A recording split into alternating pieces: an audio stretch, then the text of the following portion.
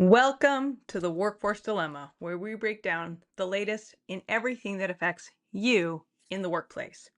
Our goal here is to educate, enlighten, and entertain, because if we're honest, the workplace can be hilarious.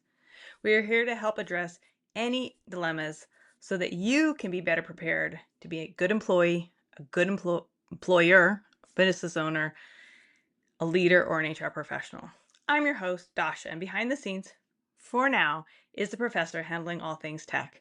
He's waving, you just can't see it.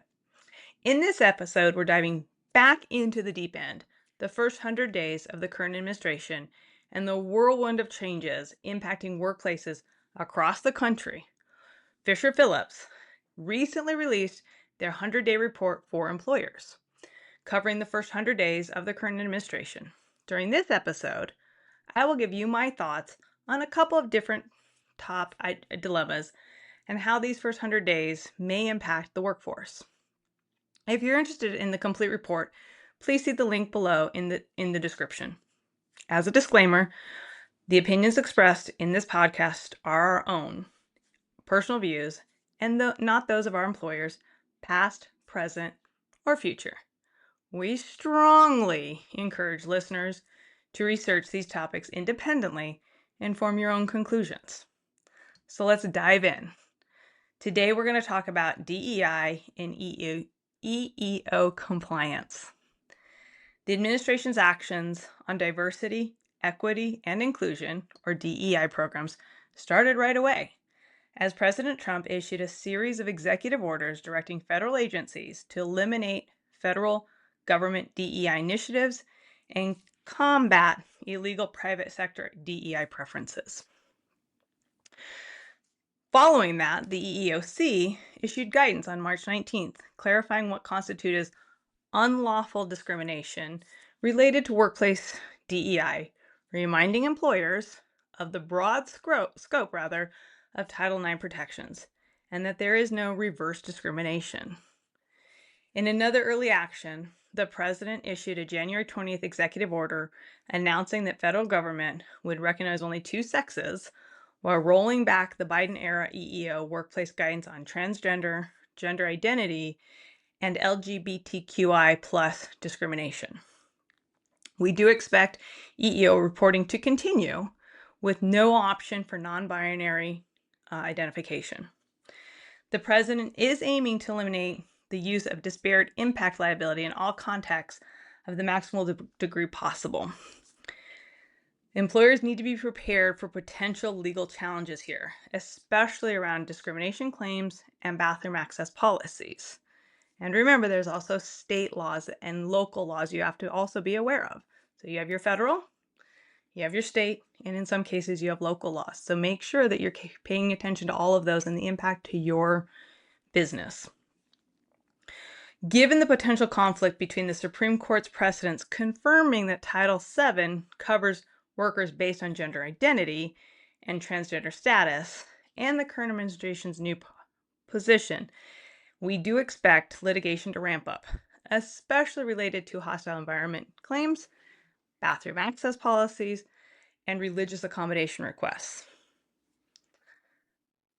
As a takeaway, what we're encouraging all employers to do is review your DEI programs if you still have them. Some people may have already made those decisions. Ensure your DEI initiatives comply with Title VII and evolving EEOC guidance, focusing on equal opportunity and avoiding quotas. Monitor legal developments.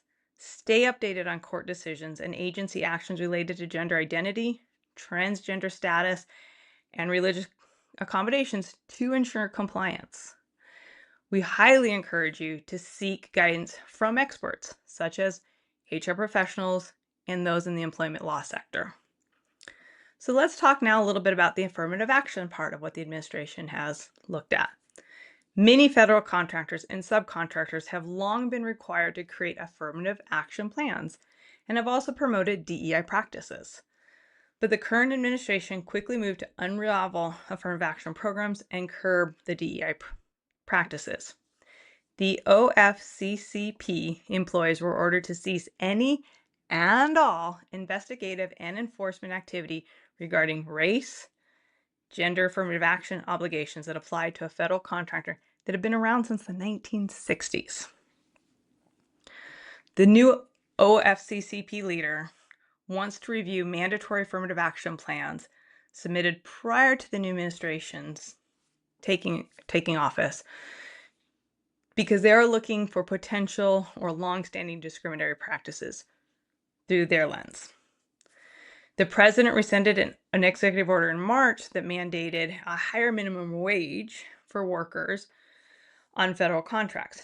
However, federal contractors still have wage obligations under federal, state, and local laws. The big takeaway: keep a close eye on the OFCCP changes and expect more scrutiny on your DEI programs. We expect more changes as OFCCP moves forward with plans to reduce its workforce by up to 90% while significantly narrowing its affirmative action focus to Veterans and Disability Administration and discrimination. EEOC and other agencies will issue related guidance. The OFCCP may refer discrimination matters to the EEOC and/or the Department of Justice, which have also shined a spotlight on DEI programs. More courts will weigh in. Already, a federal judge in Maryland temporarily blocked part of President Trump's DEI order. Although appeals courts lifted the ban in March, allowing the administration to proceed while the lawsuit plays out.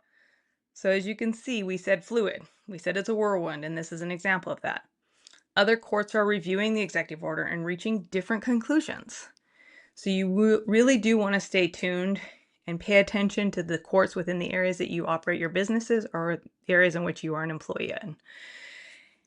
These issues are going to continue to unfold and may ultimately reach the Supreme Court. So again, we're asking you all, monitor the OFCCP developments, stay informed, understand enforcement changes, particularly regarding affirmative action plans and DEI program reviews. Ensure compliance with other laws, again, federal, state, local. Remember that rescinding the federal contractor's minimum wage and other executive orders does not relieve employers of obligations under other federal, state, and local laws. So as we said in the last episode, as we're saying now, buckle up. It's already been a wild ride. We're seeing swift action, shifting priorities, changing court decisions, and new challenges popping up daily. For employers, it's all about staying informed and getting ahead of the curve. It's ensuring you're aligned with your policies, your procedures, you're auditing yourself, and you're seeking outside help where necessary. Again, HR, legal, use your resources in your community. Okay, well, that was a lot to take in, but staying informed is half the battle. For more information regarding the first 100 days, including Fisher-Phillips' thoughts on wage and hour, labor relations, workplace safety, AI, and the FTC, please see the link below.